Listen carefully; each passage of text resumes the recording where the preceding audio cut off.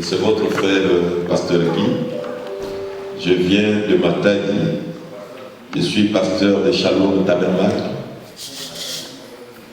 Je suis en voyage missionnaire. Et j'avais apporté la parole chez le pasteur Moïse. Et que Dieu bénisse le pasteur Lambert de m'avoir accordé sa chair. Parce qu'on ne donne pas la chair à tout le monde. Merci pour la confiance. Que Dieu bénisse richement. Amen. Je vous transmets aussi les salutations de mon église qui m'a chargé de saluer toute personne que je vais rencontrer dans le nom de Jésus-Christ. Dieu bénisse richement. Et nous allons nous mettre debout pour lire la parole du Seigneur.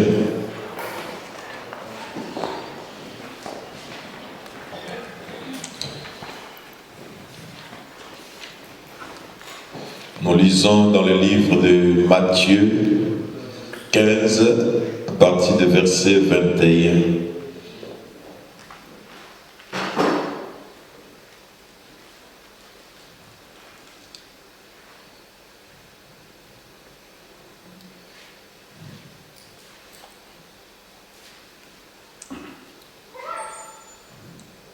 Ok.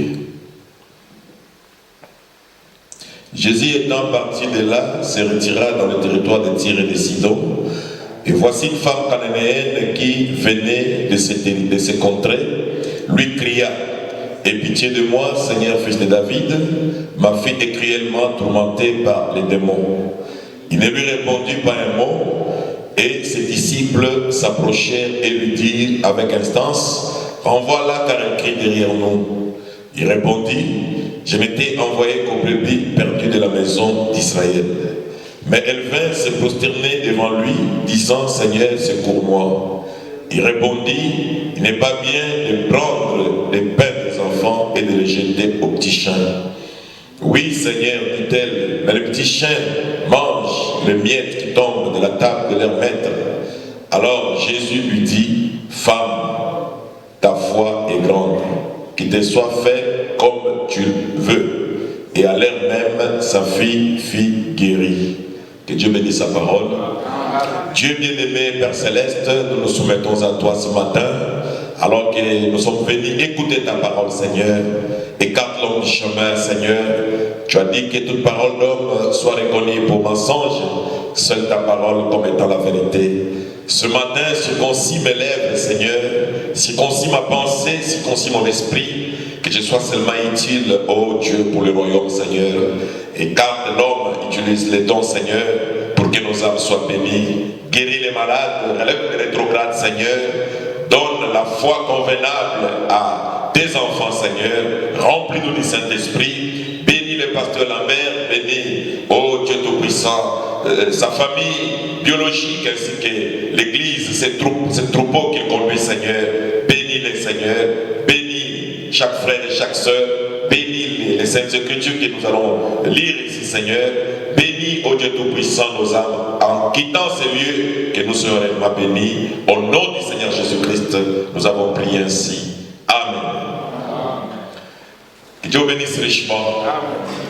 Je ne sais pas vraiment comment je vais commencer. Je vais parler de la persévérance. Amen. Je vais parler de persévérer. Et on m'a accordé 1 heure. Je vais m'arranger. Je ne sais pas si ça va marcher. Et je crois que Dieu me soutiendra. Voilà, 20 minutes. Pardon? 20 minutes dessus. Merci, révérend.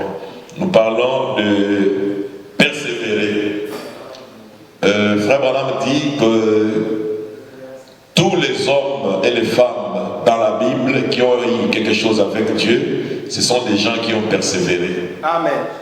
Et Dieu nous donne des difficultés, les épreuves, pour nous amener à la perfection. Amen. Il n'y a pas de perfection sans épreuve. Amen.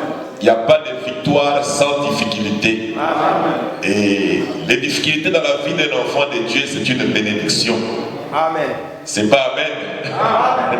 Frère Branham dit les difficultés et les épreuves dans la vie d'un enfant de Dieu, c'est une bénédiction.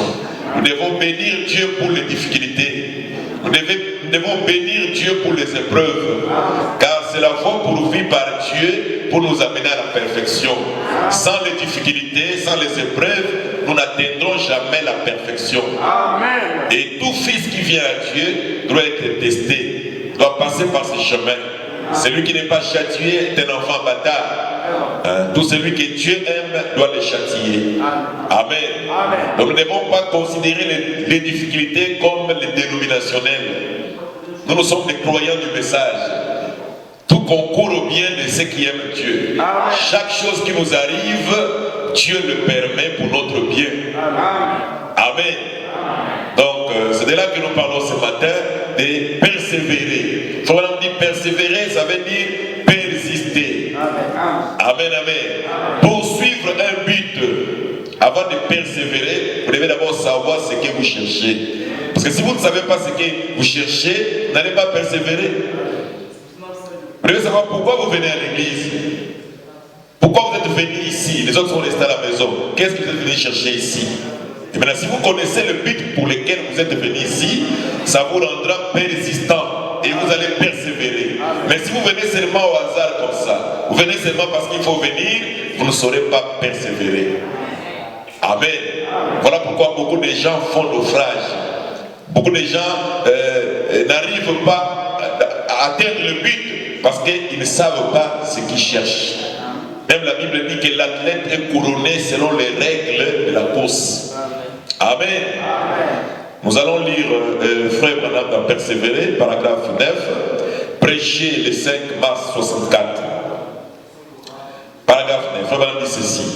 J'aimerais donc prendre ce soir un sujet que je tire de cette lecture de l'Écriture, que Dieu nous a donné ici comme contexte. Puisse-t-il nous les donner? Je veux prendre un mot persévérer. C'est notre thème. Et le sous-thème, c'est les difficultés et les épreuves nous amènent à la perfection. Ça, c'est notre sous-thème. Les difficultés et les épreuves nous amènent à la perfection. Il dit, je veux prendre un mot persévérer. Ce mot, d'après le Webster, les dictionnaires Webster, d'après le Webster, les quelques notes que j'en ai prises là, il veut dire persister. Persévérer veut dire persister. Persévérer. Et dans la poursuite d'un but, persister. Voilà ce qu'est persévérer. Paragraphe 11. Des hommes de tous les âges qui ont foi en ce qu'ils essayaient d'accomplir ont persévéré. Personne ne peut persévérer sans d'abord savoir ce qu'il essaye d'accomplir. Amen. Personne ne peut persévérer sans d'abord savoir ce qu'il essaye d'accomplir. Et vous devez d'abord savoir ce que vous essayez d'accomplir. Et ensuite avoir la foi que vous recevrez ce que vous essayez d'obtenir. Et cela vous fait persister. Amen. Quelque chose que vous savez être vrai. C'est comme ça qu'est fondée la foi. Amen. La foi n'est pas dans l'espace. La foi n'est pas dans le vide. La foi est fondée sur quelque chose. Amen. Amen. C'est comme ça qu'est fondée la foi. La foi n'est pas fondée sur un mythe et sur quelque chose qui est bien simplement de dire va faire ceci ou faire cela. Sur les paroles d'un homme. Mais la foi se repose éternellement sur la parole du Seigneur, sur la parole de Dieu qui est la Bible. Amen. Cette dame ici avait un but. Il voulait la guérison de sa fille. Mais pendant qu'elle venait, les disciples l'ont repoussée. Les disciples l'ont dit au Seigneur, renvoie-la, elle crie derrière, elle fait du bruit. quelqu'un qui suit le pasteur, les diacres les repoussent, ou les huissiers les repoussent. Amen. Parce qu'elle suivait les pasteurs Jésus. Mais les disciples de Jésus dit, renvoie là, elle crie derrière nous. Quelqu'un qui vient chercher la guérison, mais on la chasse. Elle a franchi cette barrière-là. Elle a persévéré. Elle a persisté parce qu'elle avait un but à atteindre. Son but, ce n'était pas de voir seulement Jésus ou de voir seulement les disciples de Jésus. Mais son but, c'était la guérison de son enfant. Amen. Donc, les insultes, les injures, tout ce qu'on pouvait dire d'elle, ça ne représentait rien pour elle. Amen. Amen. Mais il y a des gens ici, dès qu'on l'insulte, ils ne viennent plus à l'église. Elle, on l'a insulté, on l'a traité de chien, mais elle a persévéré. Mais il y a des gens ici, dès que vous faites une affaire avec lui et que ça ne marche pas, il ne vient plus à l'église. Pourquoi? Il n'a pas un but. Il n'a pas une vision. Il n'a pas un objectif. Amen. Il n'a pas un objectif. Quelqu'un qui a un objectif, frère mon homme dit, Dieu peut te faire une promesse. Mais du moment où il te fait la promesse, et jusqu'au temps où la promesse va s'accomplir, au milieu là, les choses peuvent serpenter. Les choses peuvent aller en zigzagant. Cela n'enlève pas la promesse de Dieu. Dieu te fait une promesse ici, mais avant l'accomplissement, tu peux rencontrer des difficultés en chemin. Et les difficultés là n'annulent pas la parole de Dieu. Les difficultés ne font que te perfectionner pour arriver à ta promesse. Amen, amen. Et cette dame a rencontré les difficultés. Nous allons relire cela. Nous sommes dans Matthieu 15, verset 21.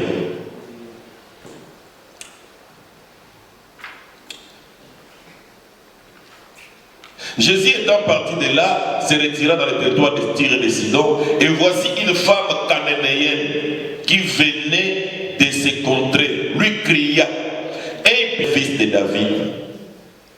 D'abord, la première approche n'était pas bonne.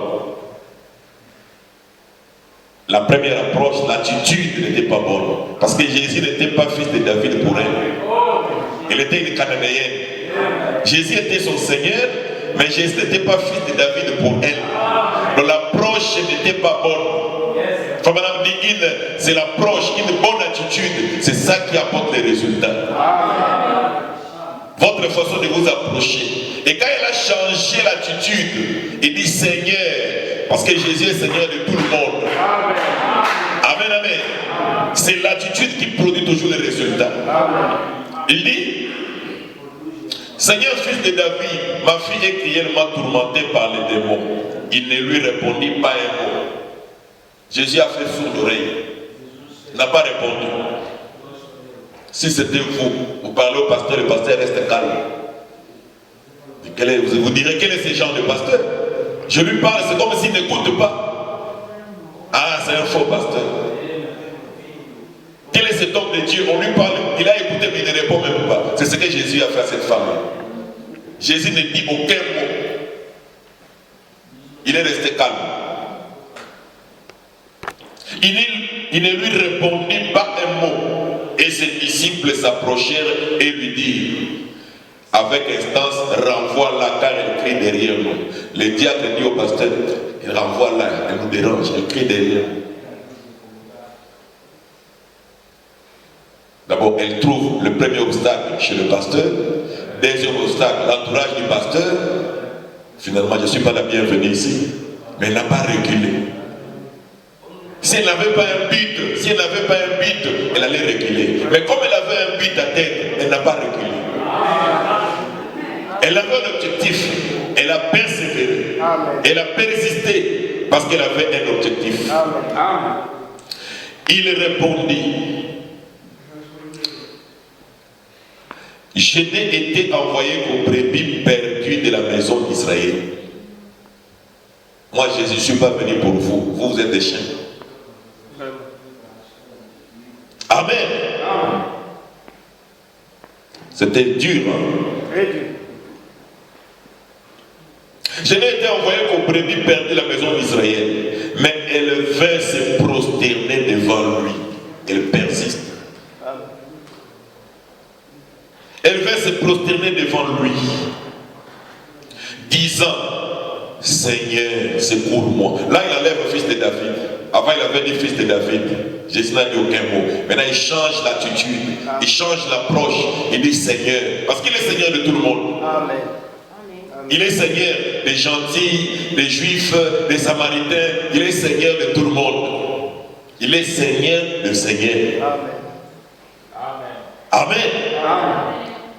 Il dit, Seigneur, secours-moi. Il répondit, il n'est pas bien de prendre le pain des enfants. Donc Jésus ne la considérait pas comme un enfant. Et de le jeter aux petits chiens. Toi, tu es une petite chienne. Tu ne peux pas prendre la nourriture des enfants et jeter ça auprès de toi. Oui, elle a accepté qu'elle était une chienne. Amen. Elle a accepté qu'elle était une chienne. Oui, Seigneur, dit-elle. Mais les petits chiens mangent les miettes qui tombent de la table de leur maître. Amen. Amen. C'est-à-dire ce qu'elle cherchait avait plus de l'importance que ce qu'on pouvait lui taxer. Ce que la femme l'a cherché était plus important que les moqueries. Non, je ne viens pas à l'église parce qu'on m'a dit que je suis devenu comme une vieille. Ah. Et la personne cesse de venir à l'église. Je ne viens plus à l'église parce que les gens commencent à se moquer de moi. Mais la femme là, les gens se moquaient d'elle. Comment le pasteur te repousse? L'entourage du pasteur te repousse. Mais tu insistes toujours. Tu es quel genre de femme? Elle a persévéré. Parce que la guérison de sa fille était très importante. Oui, Seigneur, dit-elle, mais les petits chiens mangent les miettes qui tombent de la table de leur maître. Cela a attiré l'attention de Jésus. Alors Jésus lui dit, femme, ta foi est grande, qu'il te soit fait comme tu veux. Et à l'heure même, sa fille fit guérir. Amen. Amen. Elle a traversé beaucoup de barrières. Elle a rencontré des obstacles. Frère Branham dit, elle a eu des obstacles, mais pas sa foi. Amen. La foi ne connaît pas d'obstacles. La foi ne connaît pas d'entraves. Mais vous, en tant qu'humain, votre corps peut rencontrer les obstacles. En tant qu'être humain, vous rencontrez des obstacles. Les gens se moqueront de vous. Mais la foi, lui, ne connaît pas les moqueries. La foi connaît la parole de Dieu. C'est votre corps qui ressent les moqueries, pas la foi. La foi, lui, connaît seulement la parole. Mais votre chair ressent les moqueries. Amen. Elle, comme elle avait la foi, elle n'a pas eu d'entrave. Mais son corps a eu d'entrave. Oh, que Dieu nous aide. Nous allons lire, frère, voilà.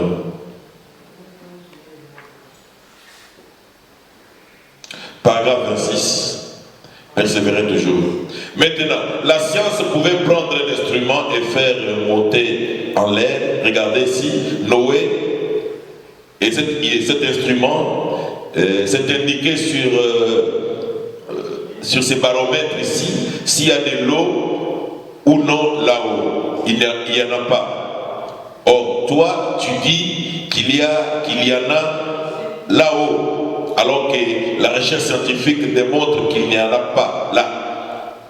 Ça n'a pas arrêté Noé. Il a persisté. Amen. Parce que Noé devait construire l'arche sur une montagne. Il n'avait jamais plu. Mais la science démontrait à Noé que l'eau ne peut pas atteindre ce niveau-là. On a démontré à Noé que c'est impossible. Quelle quantité de mètres cubes pour absorber cette colline? Noé a dit, c'est Dieu qui m'a dit. Amen. Il y aura la pluie. Amen. Amen. C'est-à-dire la foi ne regarde pas aux symptômes. Amen. La foi regarde la parole de Dieu. Amen. Amen. Une fois frère Branham était malade, il avait un problème d'estomac. On lui a interdit de manger l'haricot. Et Il a pris l'haricot, son fils Billy Paul a dit, papa, le docteur avait dit que tu vas mourir si tu manges ça. Il dit, j'ai pris, j'ai mangé, j'ai pris, j'ai mangé et je ne suis pas mort.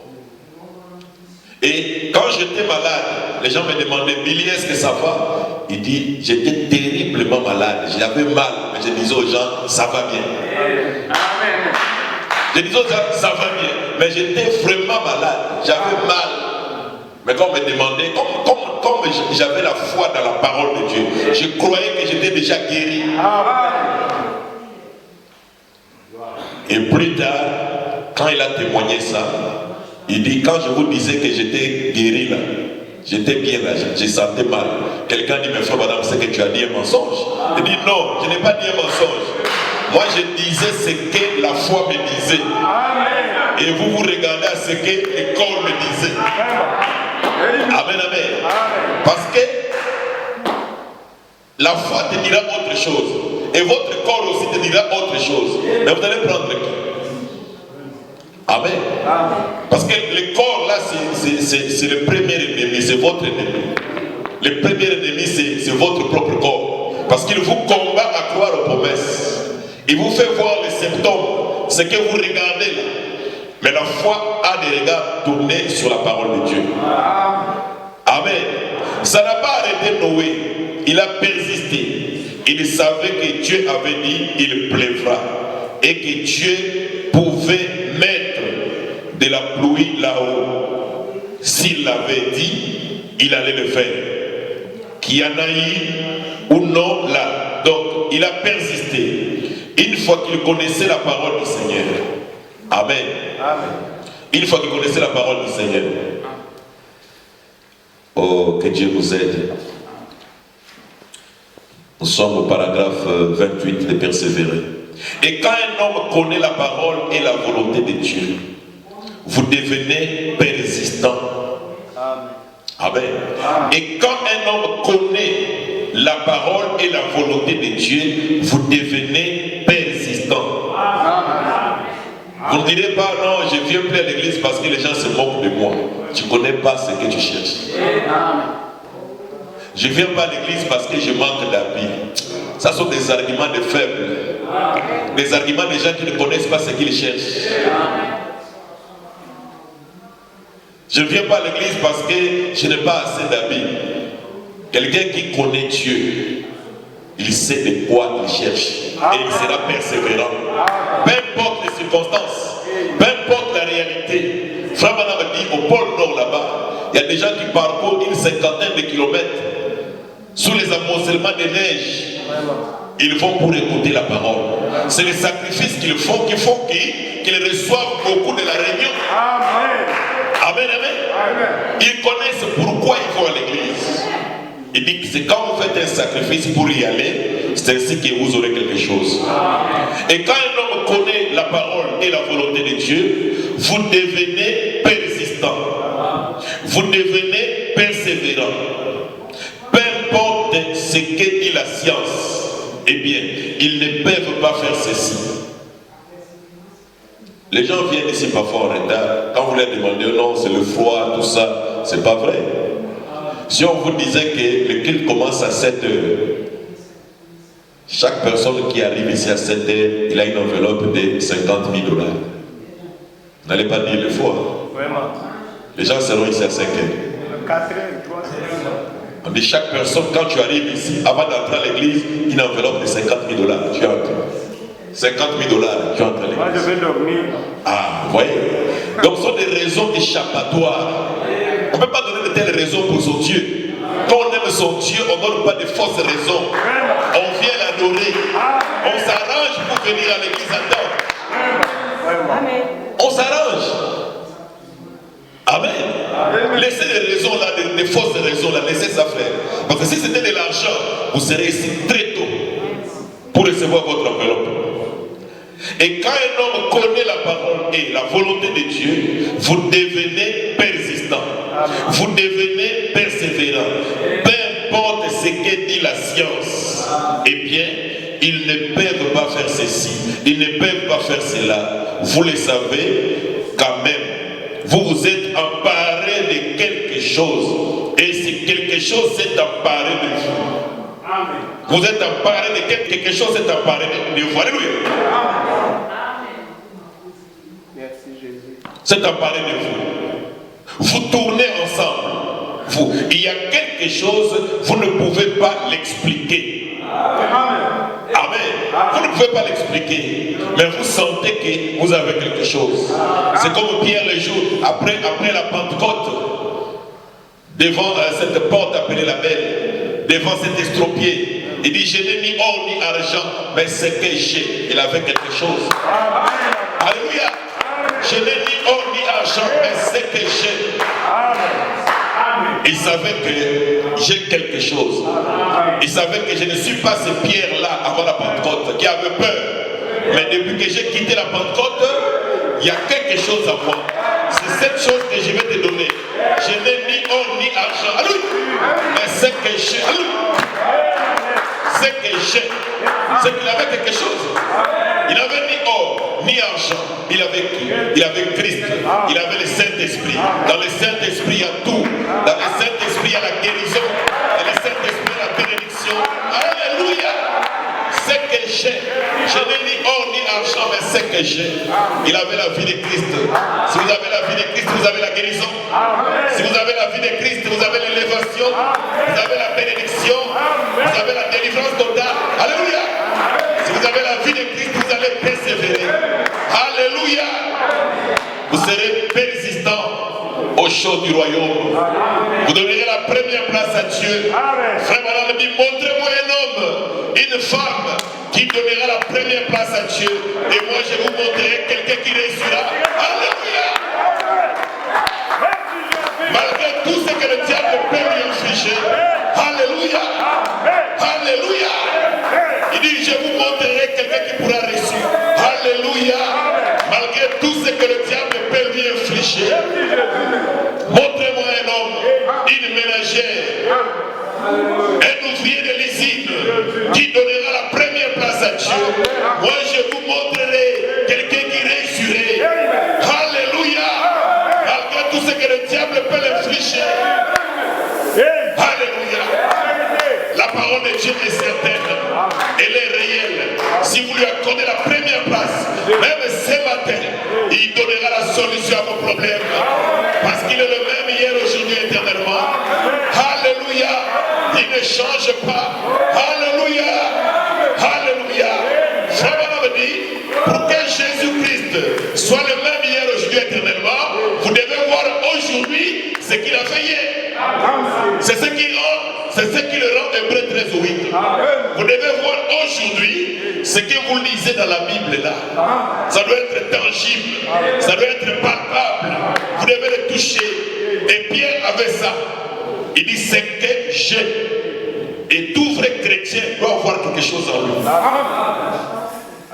Amen, amen. Tout vrai chrétien doit avoir ça. Tout vrai chrétien doit être en mesure de dire comme Pierre, c'est que j'ai. Alléluia. Tu ne peux pas être chrétien et avoir cette chose-là. La chose qu'avait Pierre. Amen. Voilà pourquoi Jésus leur avait prévenu et dit, restez à Jérusalem jusqu'à ce que cette chose-là vienne. Et ils sont restés. Et les jours de la Pentecôte, ils ont reçu la chose. Là, ils pouvaient partir avec conviction. Ils pouvaient partir avec conviction. Ils pouvaient affronter l'ennemi partout. Alléluia. Ils pouvaient affronter l'ennemi. Alléluia. Parce que Dieu ne peut pas vous envoyer sans vous équiper. Lorsque Dieu envoie quelqu'un, il doit l'équiper. Parce que vous allez affronter les esprits. Vous allez affronter les démons. Vous allez affronter beaucoup de choses. Alors qu'il faut que Jésus vous accompagne. Tu ne peux pas aller seul. Tu ne peux pas aller seul. Alléluia. Oh, gloire à Dieu. Gloire à Dieu. Il dit encore. Merci Seigneur. Alors, c'est quelque chose qui s'empare de vous. Vous êtes ensemble. Il y a quelque chose que vous ne pouvez pas expliquer. Peu importe combien ça peut avoir l'air scientifique. Faux. Scientifiquement faux. Mais il y a quelque chose là qui vous dit que c'est Dieu. et rien ne l'arrêtera. Alors, nous voyons que Noé a tout de suite sorti son marteau pour construire l'arche. Peu importe le nombre de preuves scientifiques, comme quoi il n'en était pas ainsi. Et il n'y avait pas de pluie. Et il a cru quand même, parce qu'il avait entendu la parole du Seigneur. C'est là-dessus que la foi est solennellement fondée. L'ainsi dit le Seigneur. Moïse, un grand homme, un homme intelligent, qui avait été suscité, né dans le monde, pour accomplir quelque chose de particulier pour Dieu. Et il a essayé de parvenir à ce but par ses actes scientifiques. L'histoire nous enseigne et nous dit qu'il était un grand chef militaire et que sa seule manière de faire quelque chose, c'était d'éliminer en tuant. Il était tellement intelligent qu'il pouvait enseigner la sagesse aux gens intelligents qui étaient les Égyptiens. Avec toute sa sagesse et tout ce qu'il savait, il a pourtant misérablement manqué d'accomplir ce que Dieu avait prévu qu'il ferait. Et en voyant son échec, en ayant tué l'Égyptien et en l'ayant caché dans le sable et en ayant entendu la réprimande de son frère, ou la question, vas-tu nous tuer comme tu as tué l'Égyptien? Là-dessus, Moïse s'est enfui dans le désert, un prophète fugitif. Amen. Or, Dieu voulait amener Moïse à accomplir la promesse. Maintenant, Dieu a permis que Moïse tue l'Égyptien pour qu'il prenne fuite. C'est là que Dieu devait le rencontrer. Amen, amen. Dieu a permis cela.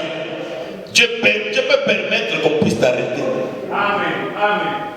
Mais comment on l'arrête? Lui, un frère, un message. Dieu peut permettre qu'on t'arrête pour t'amener à quelque part. Amen, amen.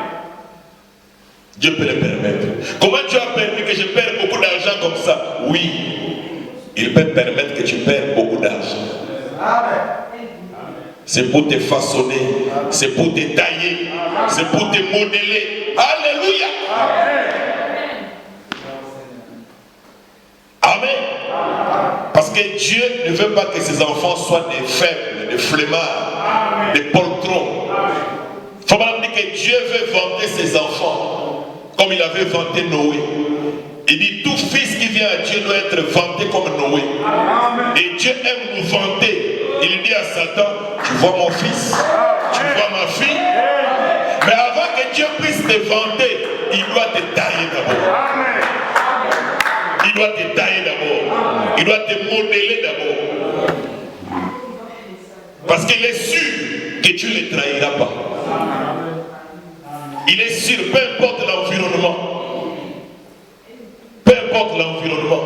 Que tu sois en Afrique, que tu sois en Europe, en Asie, en Amérique, l'environnement ne change pas un chrétien. Un chrétien demeure un chrétien. Dans son langage, dans son habillement, dans tout ce qu'il est, il est un chrétien. Parce que l'esprit qui est en lui, c'est le Saint-Esprit. Alléluia. Le Saint-Esprit, ce n'est pas l'esprit des continents, c'est l'esprit de Dieu. Lorsque cet esprit habite en vous, vous serez chrétien partout. Même parmi 1 million de païens, vous demeurerez chrétien. Amen. Voilà pourquoi il est important d'avoir le Saint-Esprit. C'est lui qui va vous protéger. Quel que soit le milieu, vous allez vous retrouver. Sans le Saint-Esprit, le milieu va vous influencer. Si vous n'avez pas le Saint-Esprit, le milieu va vous influencer. C'est la raison pour laquelle vous trouverez quelqu'un qui était au pays, un frère zélé, un frère courageux, il change d'environnement, il devient païen. Pourquoi? Il n'avait pas le Saint-Esprit. Il était un croyant de l'église. Il n'avait pas expérimenté Dieu. Amen, amen. Quelqu'un qui a expérimenté Dieu, c'est une boule de feu. Il faut même dire que quelqu'un qui a le Saint-Esprit, c'est comme un feu qui est allumé dans un forêt, dans un jour de grand vent. Personne ne peut arrêter ce feu. Vous allumez un feu dans un jour de grand vent dans la forêt. Alléluia. C'est ça le Saint-Esprit dans un homme. Et vous prenez position pour la parole de Dieu. Alléluia. Amen. Oh, que Dieu nous aide. Nous lisons dans Soyez certains de Dieu. Je vais aller un peu d'une manière lapidaire. Je crois que Dieu le fera entrer dans nos cœurs. Amen. Soyez certains de Dieu, paragraphe 43. Nous prenons 42. Prêchez le 25 janvier 59. Paragraphe 42. Et vous avez rempli chacune de ces conditions. Il nous arrive parfois, vous payez votre dîme, vous payez les offrandes, vous vous habillez correctement, mais Dieu reste quand même silencieux. Vous priez, Dieu reste quand même silencieux. Cela ne veut pas dire que Dieu n'entend pas. Dieu veut seulement vous tailler. Il veut que vous soyez un bon chrétien. Amen. Et vous avez rempli chacune des conditions. Vous croyez qu'il existe. Et la foi tient ferme. Oh, béni soit son nom. La foi ne bougera pas. Car elle est sûre que Dieu existe. Et qu'il est le rémunérateur de ceux qui le cherchent. Amen. 43. Ceci pénétrer profondément en vous, Branham Tabernacle. Ah, c'est quel tabernacle? Istanbul Tabernacle. Parce que frère Branham voulait faire pénétrer ça, Branham Tabernacle. Istanbul Tabernacle. Puis ceci puisse pénétrer en vous, Istanbul Tabernacle. Et y demeurer à jamais. Si vous avez rempli les conditions requises par Dieu et que dans votre cœur, vous croyez qu'il existe, alors Dieu ne fait qu'éprouver votre foi. Amen. Vous avez tout fait. Tout ce que Dieu vous demande, vous faites, mais il reste quand même silencieux. Il dit, sachez qu'il est en train d'éprouver votre foi. Amen. Il est en train d'éprouver votre foi.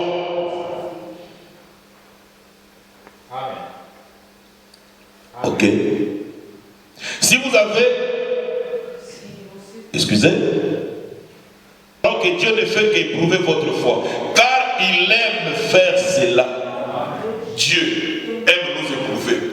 Car il aime faire cela. Si vous avez confessé vos péchés et satisfait à chacune des exigences de Dieu et qu'il reste malgré tout silencieux, souvenez-vous, la foi déclare qu'il existe. Alors la foi s'y camponne.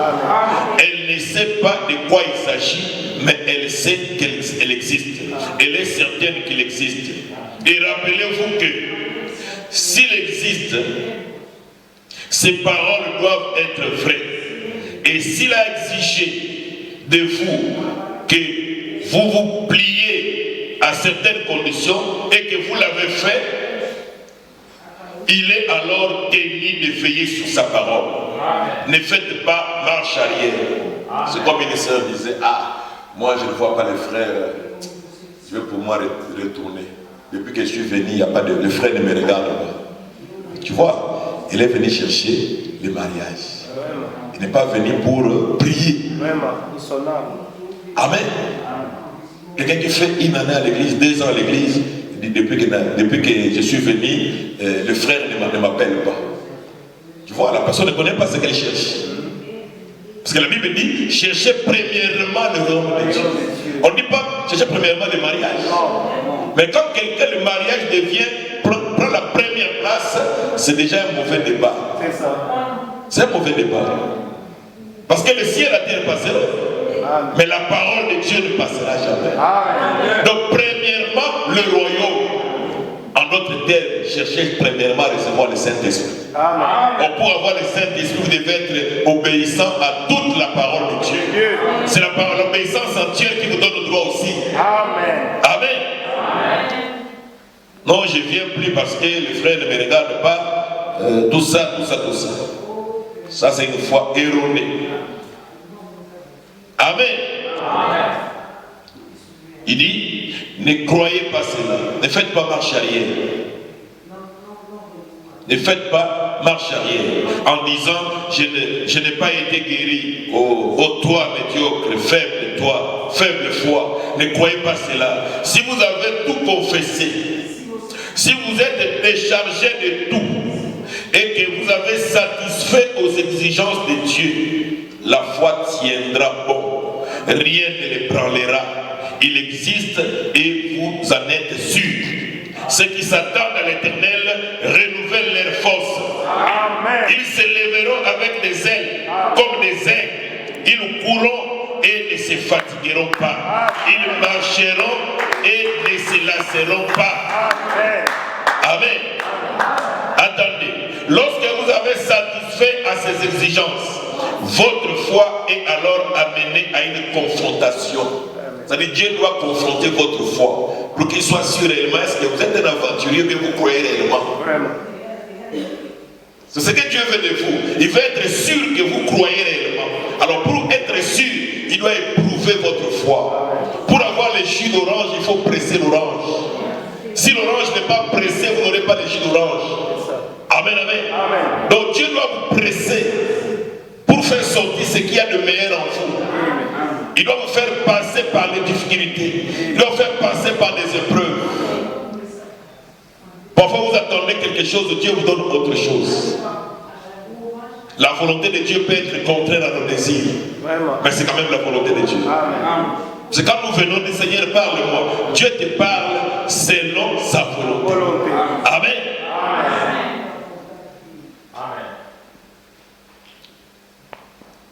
Lorsque vous avez satisfait ces exigences, il dit que il va seulement mener à une confrontation. Si vous avez rempli, si les conditions requises par Dieu ont été remplies, que vous y avez accordé toute l'attention nécessaire, que vous avez fait tout ce que Dieu a exigé de vous, alors votre foi reposera sur ceci: Dieu existe. Soyez certains de Dieu. Amen. Souvent les gens disent, nous sommes des aigles, nous sommes des aigles. Mais il y a un côté de l'aigle que les gens n'aiment pas. Quand l'aigle forme ses enfants, vous savez comment il le fait? Comment il construit son nid? Au début là, il arrange bien les nids d'aigle. Il met les épines en bas, il met les coussins dessus. Quand vous venez à moi, vous tous qui êtes fatigués, chargés, je vous donnerai du repos. Amen. C'est comme ça que vous venez. C'est comme ça que la mère aigle aussi entretient ses enfants au début. Quand il forme les nids d'aigle là, en bas il met les épines, mais il les cache. Parce que les enfants sont encore fragiles. Il cache ces épines là. Mais lorsque la mère aigle constate que ses enfants commencent à s'accommoder avec la terre, le monde, il dit non, il est temps maintenant. Parce que ce sont les aigles. Ils sont censés prendre de la hauteur. Amen. Alors pour prendre de la hauteur, je dois enlever ces coussins ici. Pour que les épines puissent les piquer. Amen. Et quand ils seront piqués, ils vont utiliser leurs ailes. Amen. Ils vont voler. C'est ce que Dieu fait aussi. Quand Dieu trouve que nous sommes en train de nous accommoder aux choses du monde, Dieu doit piquer. Oui. Quand on commence à s'habituer avec le monde, Dieu doit amener les difficultés. Les épines pour nous piquer. Pour que nous puissions tourner nos regards vers lui. Oh Seigneur, tu m'as abandonné. Non, il ne t'a pas abandonné. Il voulait que tu cries à lui. Parce que tu ne criais plus. Tu dormais comme un païen, avec des prières maison, des prières fantaisistes, des prières ordinaires. C'est-à-dire, vous ne sentez pas vraiment, il y a même l'onction dans la prière. Des prières intellectuelles. Quand Dieu constate ça, il dit non, mon fils ne peut pas être comme ça. Comment mon fils ne gêne plus, ma fille ne prie plus, ne gêne plus, alors qu'elle devait être fervente. Non, il faut que j'envoie des difficultés. Pour la remuer un peu, pour la bousculer un peu. Comme ça, elle va tourner les regards vers moi. Il faut vraiment dire que Dieu peut permettre qu'une voisine puisse parler à mal de toi. Dieu peut le permettre. Que ton voisin parle à mal de toi. Il dit pour voir ta réaction. Amen. Amen. Il dit c'est une bénédiction. Quand quelqu'un parle à mal de toi, c'est une bénédiction. Il n'y a pas d'amen. Amen. Quand quand quelqu'un parle mal de toi, c'est une bénédiction pour toi. Maintenant, Dieu veut voir comment toi tu vas réagir. Parce que tu te dis croyant, non? Tu te dis chrétien. Tu dis que tu crois le message. Maintenant, Dieu permet que le voisin parle mal de toi. Dieu permet qu'on t'insulte. Maintenant, pour voir réellement si tu es croyant de la parole. Amen. Faut pas me dire, la vie éternelle, c'est de donner sa vie. C'est d'aimer celui qui pouvait te tuer s'il le pouvait. Il dit, c'est ça la vie éternelle. Il dit, quand tu vis seulement pour toi-même, tu n'as pas la vie éternelle.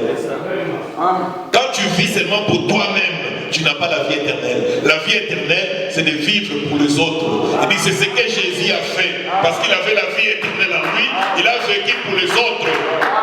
Maintenant, si la vie qui était en Jésus, qui est éternelle, la vie Zoé, l'a amené à vivre pour les gens, à mourir pour les gens. Maintenant, si cette vie entre en toi, il te fera vivre comment? Tu seras égoïste. Non. Tu vivras pour toi-même. Maintenant, Dieu veut nous amener à la hauteur. Il veut que ses enfants prennent la hauteur. Or, pour prendre la hauteur, il faut que le problème arrive. Amen. Amen. Et quand quelqu'un parle mal de toi, tu t'agenouilles, tu pries pour lui. Et tu deviens grand. Amen. Amen. Tu deviens grand. Amen. Donc Dieu voit l'enfant grandir. Quelqu'un t'insulte, Seigneur, pardonne-le. Dieu voit, l'enfant est en train de grandir. Mais quand quelqu'un t'insulte, toi aussi tu insultes. Parce qu'on ne corrige pas une erreur par une autre erreur. On corrige l'erreur par la parole de Dieu. Amen. Mais quand quelqu'un commet l'erreur, toi aussi tu corriges, tu reprends par l'erreur. Dieu voit que l'enfant ne comprend pas la parole. L'enfant ne grandit pas encore. Voilà pourquoi Dieu permet les difficultés pour notre bien. Il permet les difficultés pour que nous puissions grandir. Amen. Amen. Parce que nous sommes censés prier pour nos ennemis, n'est-ce pas? Amen. Priez pour vos ennemis. On a posé la question à Jésus, combien de fois faut-il pardonner quelqu'un? Vous savez c'était combien de fois la réponse? 70. Fois combien? 70. Ça fait 400 combien? 70 fois 7, 400. 490 je crois. Quelque chose comme ça. Ouais. Pour combien de problèmes? Pour les mêmes problèmes, pas des problèmes. Donc s'il y a des problèmes, donc des solutions. 490 fois 2. Ce qu'on a 5 problèmes dans le monde. Hein? Vous multipliez ça fois. Mais parfois on n'arrive même pas à 4 fois. Alors on a dit 70 fois 7. On pardonne une fois, on pardonne 2 fois. La 3e fois, il dit, je t'avais déjà pardonné, non? Tu sais, je t'avais déjà pardonné, non? Donc on est déjà plein, il n'y a plus de place pour pardonner. J'avais déjà pardonné, je suis maintenant plein. Il n'y a pas de l'espace pour pardonner. Après on tourne chez Dieu. Pardonne-moi. Pardonne-moi Seigneur. Je sais que toi tu pardonnes. Hypocrite. Si vous ne pardonnez pas aux hommes leurs offenses, votre Père Céleste ne vous pardonnera plus non plus. C'est ce qu'elle dit la Bible. C'est ça. Comment vous voulez que Dieu vous pardonne, mais vous ne pardonnez pas? Vraiment. Parfois, nous sommes nous-mêmes la cause de nos problèmes. C'est nous-mêmes, frère. Nous sommes la cause de nos problèmes. Ce n'est pas Dieu. Dieu donne des principes. Maintenant, vous ne pardonnez pas aux autres, vous voulez que Dieu vous pardonne. Ce matin, sachez que, aussi longtemps que vous ne pardonnez pas aux autres, toutes les prières que vous faites de pardon à Dieu, c'est nul. Dieu n'entend pas ça. Ce sont des paroles en l'air seulement. Dieu n'entend pas ça. Voilà pourquoi Dieu permet que les situations arrivent. Il permet que les gens puissent vous offenser. Il permet que les gens puissent parler mal de vous. Pour voir maintenant quelle sera votre réaction. Parce que vous dites que vous êtes un enfant de Dieu. Vous dites que vous êtes une fille de Dieu. Vous avez cru la parole. Je suis un aigle. Frère, nous sommes des aigles. Quel aigle? Aigle terre à terre. Un aigle qui n'arrive pas à pardonner les gens. Ça, c'est quel aigle? Et les gens se précipitent à porter les insignes des aigles ici. Oh, aigle, cravate, aigle. Bon, c'est pas mauvais, hein. C'est pas mauvais de porter ça. Mais c'est pas ça qui vous rend aigle. C'est la parole qui voulait. Et le monsieur restait calme. Il est resté calme là où il devait l'être. Et puis je lui ai demandé, dis-moi un peu, je suis un démon, je suis qui? Il dit, non, frère Branham, vous avez l'esprit de Dieu. Il dit, voilà, parce qu'un homme a vu que je l'ai aimé. Il dit, un homme a vu que je l'ai aimé. Et il y a une bénédiction pour un homme qui ramène un pécheur de la voie de la perdition. Il y a une récompense pour quelqu'un qui ramène un pécheur. Voilà pourquoi Frère me dit, j'aime Frère Neville, non pas parce que c'est un bon prédicateur, mais parce qu'il vit ce qu'il prêche. Amen. Il dit, j'aime Frère Neville, non pas parce que c'est un bon prédicateur, mais il vit ce qu'il prêche. Une prédication vécue vaut mieux qu'une prédication prêchée. Amen. Une prédication vécue vaut mieux qu'une prédication prêchée. Parce que la prédication qui est vécue, c'est déjà une vie. C'est déjà une vie. Donc Dieu peut permettre ça. Ma soeur, mon frère, Dieu peut permettre que les difficultés vous arrivent. Bénissez Dieu pour ça. Dieu permet ça, c'est-à-dire pour vous amener à vous élever un peu. Parce que monter, c'est toujours descendre. Monter, c'est descendre. Quand vous vous humiliez, Dieu vous élève. Amen. Quand vous vous humiliez, Dieu vous élève. Nous lisons Frère Branham dans le message par un aigle qui éprouve sa couvée, prêché le 15 août 1959. Prenons le paragraphe 31. Il y a beaucoup de faux aigles. Parce que l'aigle, quand on dit que nous sommes des aigles, ça doit être une nature. Nous devons nous identifier. Amen. Paragraphe 31. Cet aigle aussi, avant de construire son nid, il faut voir comment l'aigle construit son nid. Avant de construire son nid, il se trouve premièrement un lieu où le construire. Et puis lorsqu'il se met à le construire, il apporte des morceaux de bois très lourds. En effet, il entre parfois dans la fissure du rocher. Et généralement, l'aigle recherche une fissure et la vraie église du Dieu vivant entrera dans la fissure du flanc de Jésus, les rochers des âges. Sur ces rocs, je bâtirai mon église. Et les portes de ce jour des morts ne se prévaudront point contre elle. Où aucun rat du monde n'y touchera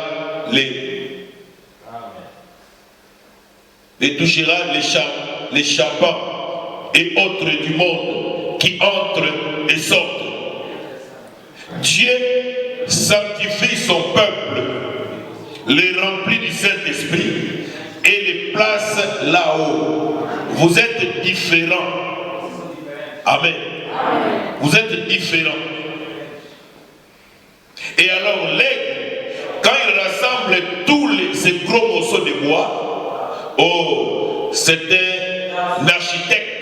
Il faut dire l'aigle, c'est un architecte. Vous deviez en construire son nid.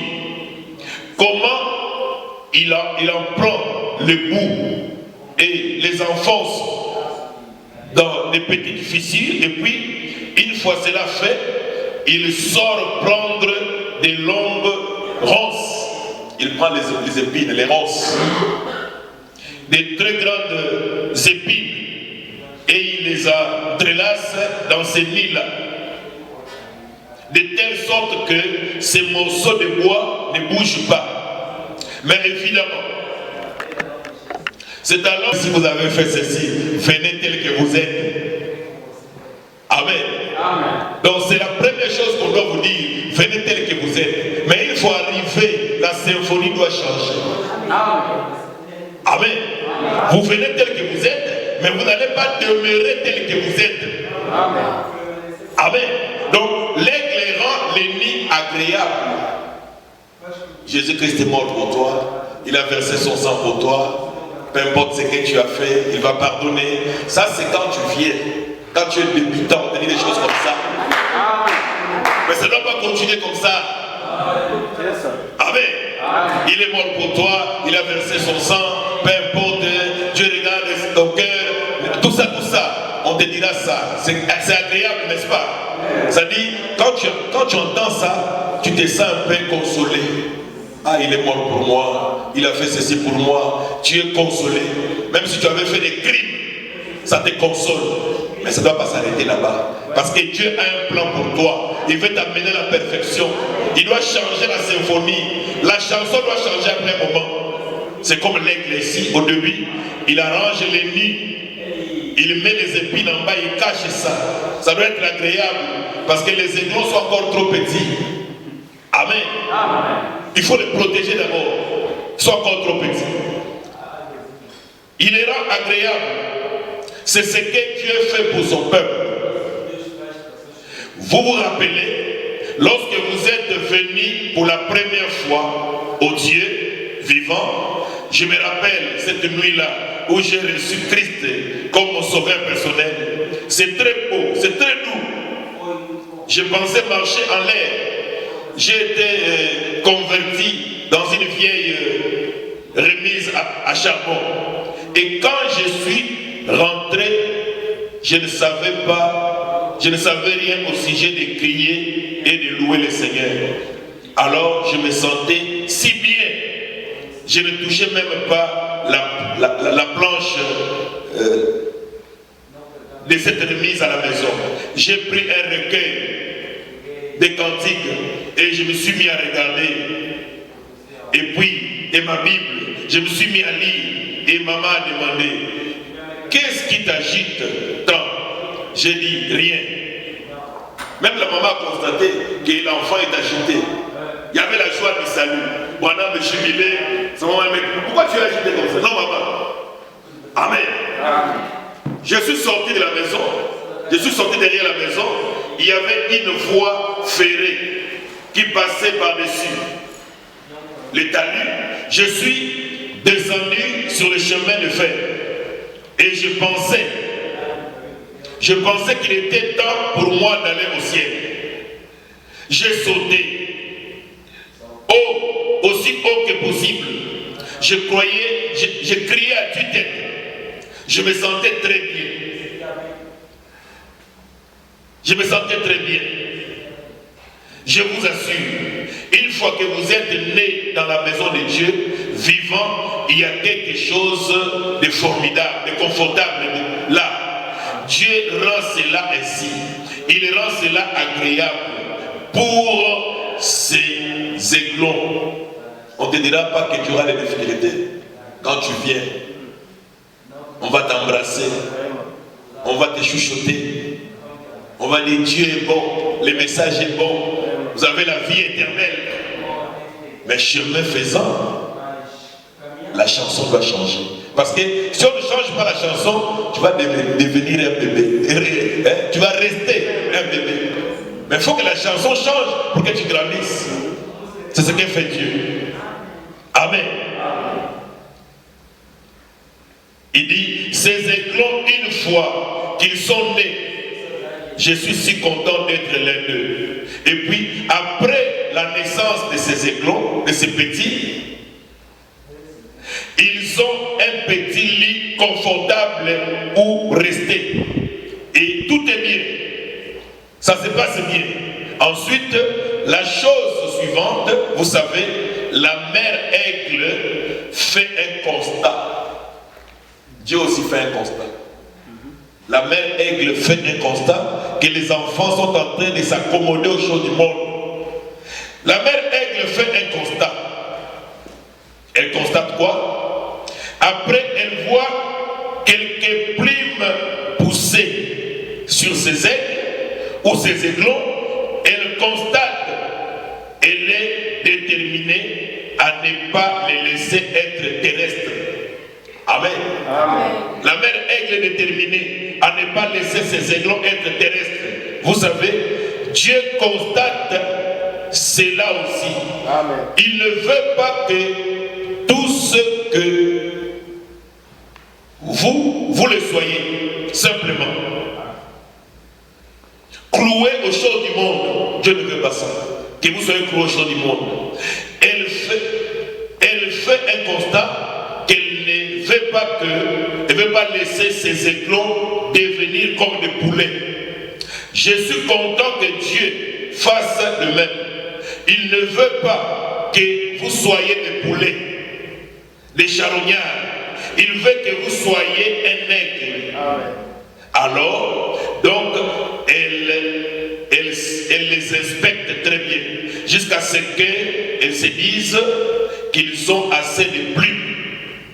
Alors, elle entre dans le nid à l'aide de son bec, gros bec, elle retire la peau des lapins et la peau des moutons, elle les jette dehors.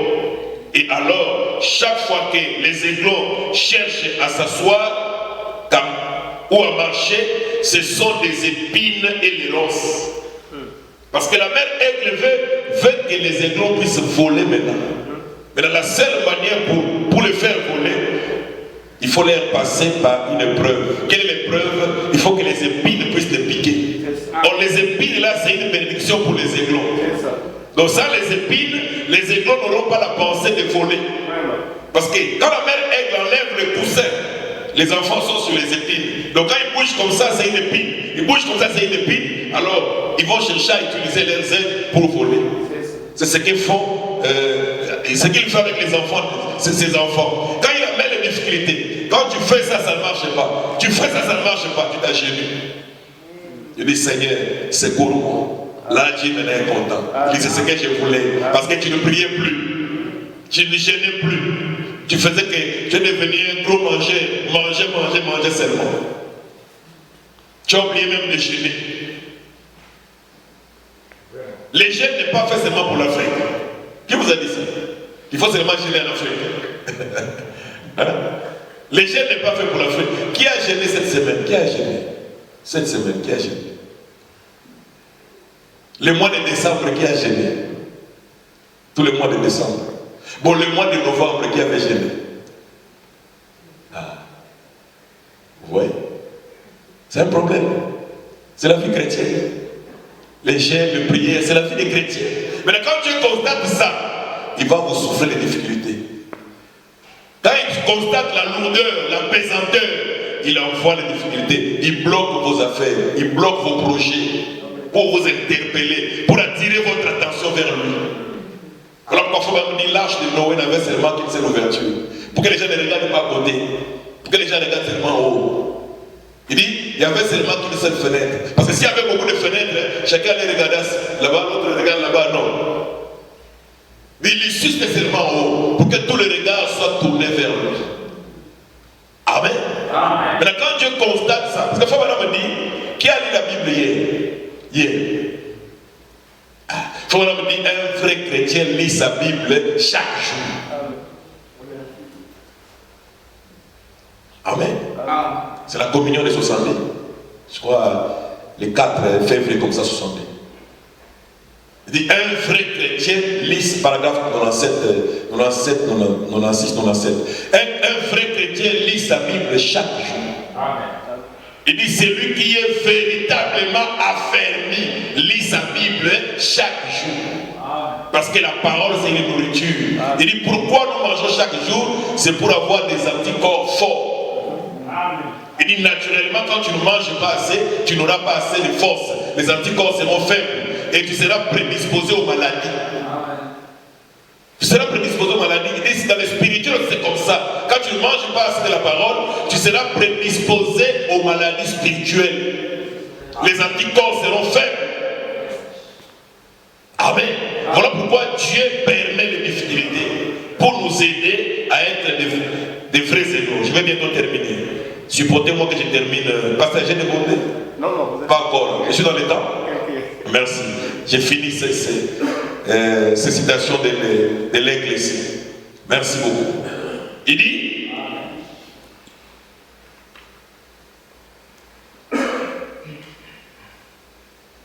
Dieu constate cela aussi, Il ne veut pas du tout que vous les soyez simplement cloués aux choses du monde.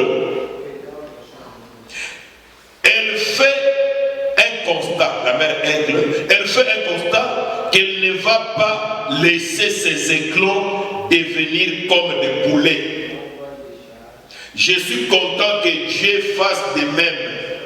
Il ne veut pas que vous soyez des poulets, des charognards. Il veut que vous soyez un aigle. Amen. Amen. Ainsi donc, elle les inspecte très bien jusqu'à ce qu'elle dit et se disent qu'ils ont assez de plumes. Alors là, elle entre dans le nid à l'aide de son gros bec. Elle retire la peau des lapins et la peau des moutons et les jette dehors. Et alors, chaque fois que ces aiglons cherchent à s'asseoir ou à marcher, ce sont des épines et des ronces. Qu'est-ce qui se passe-t-il? Elle ne veut pas qu'ils s'accommodent au nid. Amen. La mère aigle ne veut pas que les aiglons s'habituent dans ces nids-là. Ils doivent utiliser leurs ailes. Ne veut pas qu'ils s'accommodent au nid. Amen. Amen. Oh, que Dieu nous aide.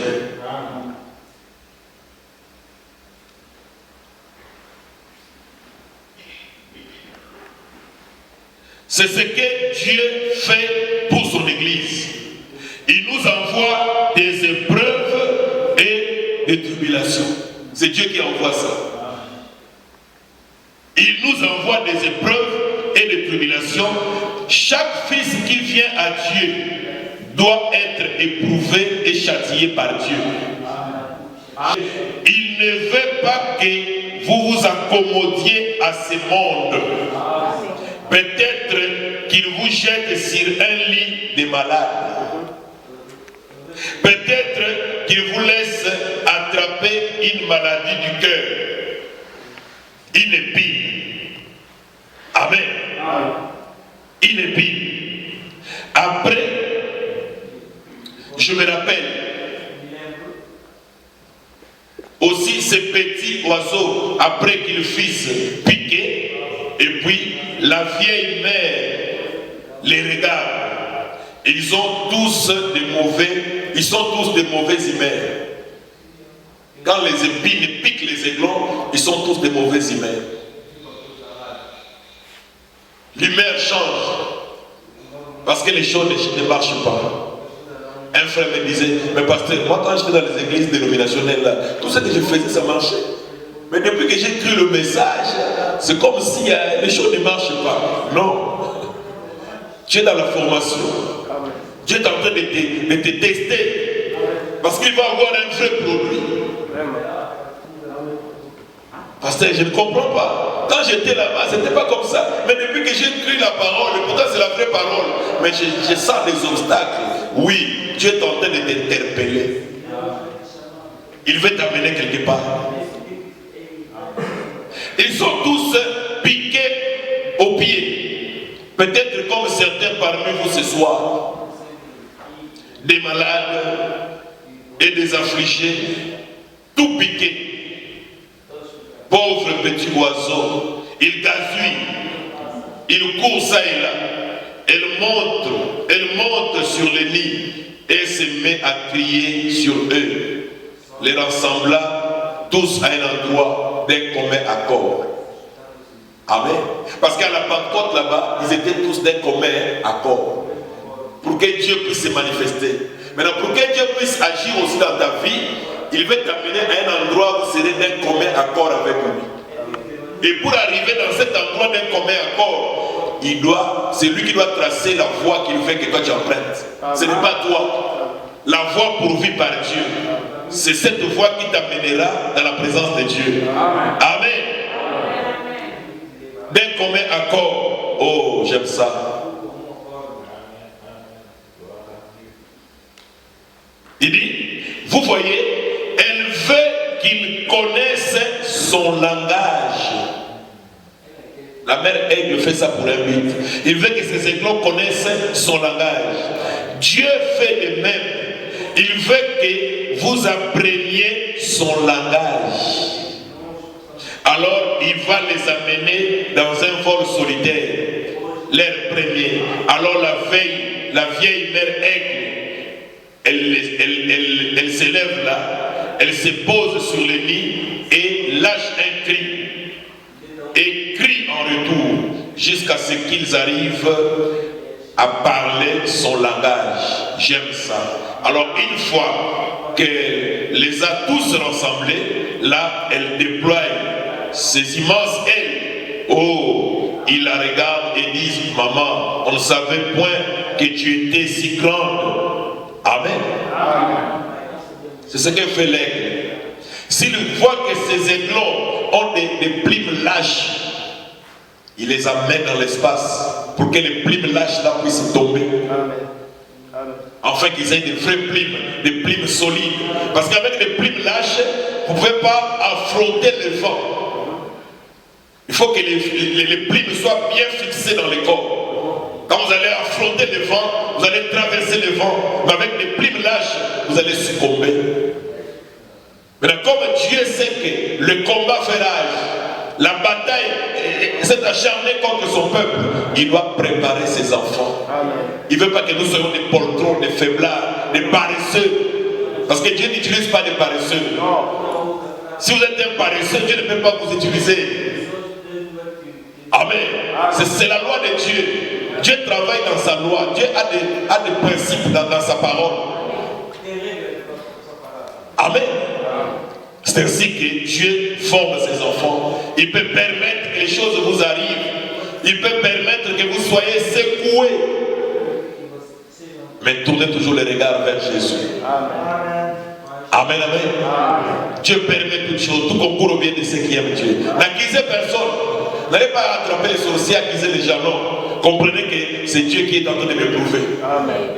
Ne prenez pas votre temps, ça doit être des sorciers, ça doit être un tel. Non, ce n'est pas un tel, c'est Dieu qui est en train de te prouver. Dieu est plus grand que les sorciers. Amen. Amen. Dieu est plus grand que les sorciers. Il y avait une sœur qu'on avait chassée dans son église parce qu'elle était sorcière. On l'avait soupçonnée sorcière. Elle est venue chez nous. Elle dit, pasteur, moi j'étais dans telle église, on m'a dit que je suis sorcière. Je ne sais pas, est-ce que moi je suis resté à la maison pendant 2 mois. Je n'arrive pas à rester à la maison, je vais prier. Comme j'ai trouvé cette église du message, est-ce que je peux prier ici? Je dis, qui t'a dit que tu es sorcière? Non, la prophétie était sortie là-bas, je suis sorcière. J'ai dit, moi je n'ai aucune écriture pour te chasser de l'église. Je n'ai aucune écriture. Va, cause avec ton pasteur. Ou bien donne-moi le numéro, je vais l'appeler. J'ai appelé le pasteur. Le pasteur me dit, oui pasteur, ce qu'elle t'a dit là c'est vrai. Le message est sorti à la maison de Noël sorcier. Ah. Maintenant vous avez fait comment pasteur? Bon, qu'elle cherche là où elle va aller prier. On l'a excommunié de l'église parce qu'elle ne veut pas avouer. Ah. Il dit, j'ai causé avec le pasteur. Tu entends ce que le pasteur dit? Tu ne veux pas avouer. Maintenant qu'est-ce qui s'est passé? Le pasteur voulait qu'elle passe devant l'église pour dire oui, j'accepte que je suis sorcière. Priez pour moi. La sœur dit, moi je ne suis pas sorcière, je ne ferai pas ça. Maintenant je lui ai dit, bon, moi aussi je n'ai aucune écriture de frère maintenant pour te chasser de l'église, pour ne pas te permettre de prier ici. Elle est venue, mais je lui ai donné un conseil. Je lui ai dit, si tu es sorcière, moi je ne perdrai pas mon temps pour te chasser. C'est toi qui vas fuir. Parce que dans la Bible, ce sont les démons qui ont dit à Jésus, Fils de Dieu, qui a-t-il entre toi et nous? Amen. Ce sont les démons qui ont dit que Paul était un serviteur de Dieu. Amen. Cette femme-là disait de mon aventure. Je dis, moi je ne chasse pas les démons. À moins que je sois un aventurier. Mais si c'est Dieu qui m'a placé prêcher la parole, si tu es sorcière, c'est toi qui prendras fuite. Donc, un chrétien ne perd pas son temps à attraper des sorciers. Si tu as la vie de Christ, les sorciers vont reconnaître que tu as la vie de Christ. Maintenant, on a fait l'inverse aujourd'hui. Au lieu de parler plus de Jésus, nous parlons plus de sorciers. Est-ce que nous avons reçu mandat de parler de sorciers? On a reçu mandat de parler de Jésus. Maintenant, au lieu d'élever Jésus, les gens élèvent les sorciers. Non, il est sorcier. Il est sorcier. Ah. Mais dis aussi ce que Jésus est. Amen. Amen. Il faut montrer les qualités de Jésus. Moi, je préfère vanter Jésus que de vanter les sorciers. Parce que l'Écriture dit, celui qui est en vous est plus grand que celui qui est dans le monde. Alléluia. Si Jésus est en moi, il est plus grand que les sorciers. Amen. Parlez toujours de Jésus. Frère Branham dit, pourquoi Jésus n'apparaît pas parmi beaucoup d'entre nous? Il dit, parce que nous ne parlons pas de lui. Il dit, pourquoi Jésus n'apparaît pas parmi beaucoup d'entre nous? Il dit, à cause de nos soucis, à cause de nos différends, à cause de nos petites histoires. Il dit, si vous voulez que Jésus apparaisse dans votre vie, parlez de lui. Parlez toujours de Jésus. Où que vous soyez, parlez de Jésus. Parce que c'est lui le créateur, c'est lui le guérisseur. Alléluia. C'est lui le grand médecin. Parlez toujours de Jésus. Et le sorcier verra aussi que le Jésus dont tu parles là est réellement en vous. Il prendra fuite. Donc n'allez pas chercher des sorciers. Quand les difficultés vous arrivent, priez seulement.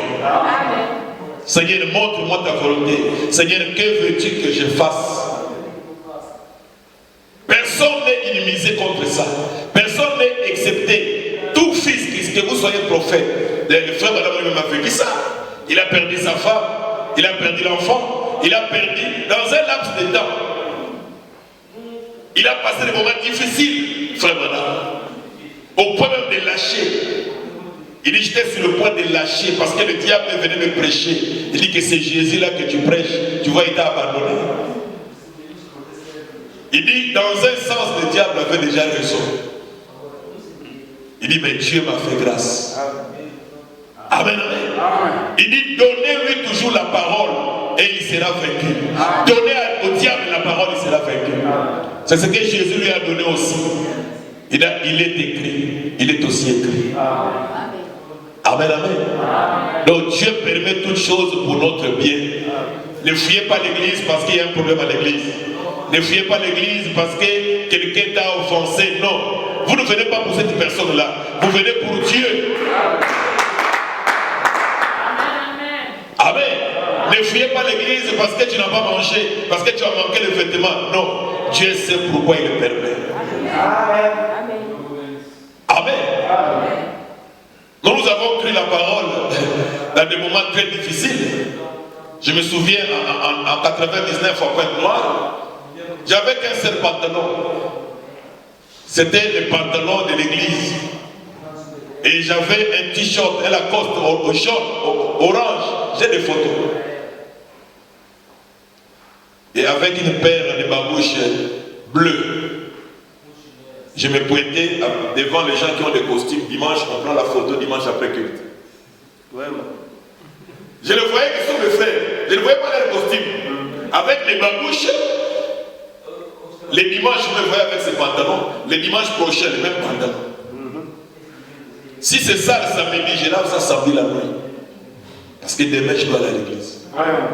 Comment je peux manquer l'église? Mais des gens qui ne viennent pas. Pourquoi tu n'es pas venu? On les habille des salles. Ah, frère, tu n'aimes pas Dieu? Tu n'aimes pas Dieu, frère. Quand on aime Dieu, on se sacrifie. Amen. On se sacrifie. Moi, j'ai lavé une chemise à 0 R pour porter ça demain matin. Vous avez déjà fait ça? Vous nettoyez la chemise à 0 R pour porter ça. Vous obligez la chemise de sécher. Tu dois sécher parce que demain je dois te porter, je dois aller à l'église. Tu dois sécher. Tu mets ça sur le ventilateur, tu dois sécher. Tu es là debout comme ça. Tu changes de position. Ça doit sécher parce que tu vas aller à l'église demain. Ça doit sécher. Gloire à Dieu. Frère, quand on aime Dieu, on ne donne pas de raison. C'est-à-dire quand on rencontre Dieu, on regrette la vie passée. Et, je devais connaître ces messages depuis longtemps. Je devais connaître ces messages depuis longtemps. Dans les choses de ce monde. Donc quand vous découvrez la parole, c'est une bonne nouvelle.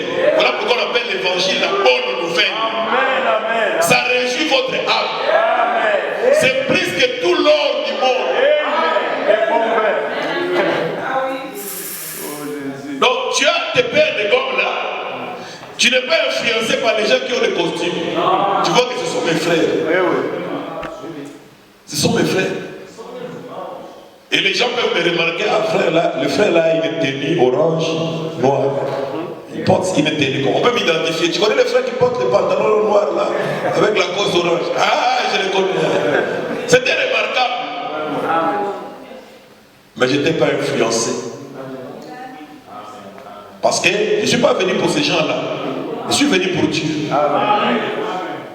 Amen. Je ne suis pas venu pour ces gens, je suis venu pour Dieu. Et je me suis accroché. Mais quand vous venez parce que les gens vont parler, vous ne savez pas ce que vous cherchez.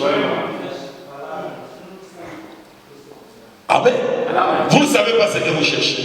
Moi, je n'ai pas beaucoup étudié. Excusez-moi. Peut-être que vous avez eu des fautes dans mes expressions. J'ai une épouse qui est licenciée. Mais moi, j'ai un niveau de première CO. J'ai un niveau de première CO. Parce que j'étais un enfant turbulent dans mon enfance. J'étais trop turbulent. Je n'ai pas eu le temps d'étudier. Je me suis arrêté en première année CO. Mais mon épouse a une licence. Mais Dieu m'a fait grâce de recevoir ce message. C'est pour moi un trésor. Amen. Prenez tout, laissez-moi ce message. Amen. Prenez tout ce que vous voulez, laissez-moi ce message. Amen. Quand je voulais me marier, les gens me demandaient est-ce que ta femme va accepter? Ta femme va accepter, elle a sa licence. Toi, tu as un niveau de première CO. Est-ce qu'elle va accepter? Mais c'est une femme, non? C'est une femme. Quand je dis un homme, c'est une femme. Si c'est une fille de Dieu, elle va accepter. Et Dieu a fait grâce pour son mari. Et on se comprend parfaitement. Si je ne te le dis pas, tu ne sauras pas. D'autres croient ça à peine, avec beaucoup de difficultés. Un pasteur m'a dit, pasteur, je crois, mais c'est difficile. Première CO, je dis, mais première CO. À Brazzaville, c'est 6e. Ah, 6e. Niveau 6e de Brazzaville. Donc Dieu a fait grâce. Je crie la parole, je me suis accroché. Et quand j'ai cru, ce n'était pas facile. C'était pas facile.